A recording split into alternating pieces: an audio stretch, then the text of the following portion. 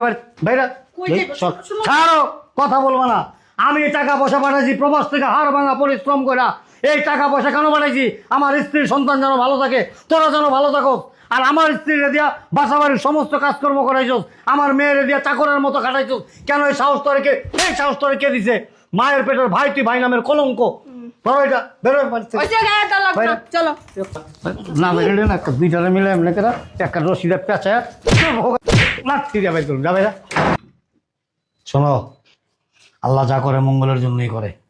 আমার না আরো কিছুদিন পরে আসার কথা ছিল দেশে। হঠাৎ করে মনটা আমার কেমন জানি করছে, ছটপট করতেছিল। মেয়েটারে দেখি না অনেকদিন যাবত, তোমারে দেখি না। আর অনেক বছর তো প্রবাস কাটাইলাম। যাক, না বললেই চলে যায়, একটা সারপ্রাইজ দিন। তো আসতেই পথে ওই যে ছোটো ভাইটার সাথে দেখা, ও আমার সব হিস্ট্রি বলছে। বলার পর বললাম যে তুমি আমার একটা কালো চশমা জোগাড় করে দিতে পারবা? হ্যাঁ ভাই পারুম। আর একটা অন্ধের লাঠি, ওইগুলি ম্যানেজ করে দিছে। তারপরে নাটক করে ঢুকলাম। আর ঢুকতে আমি দেখি যে তুমি ঘর মুছতেছো। আর আমার মেয়ে কি কাপড় পরছে দেখো।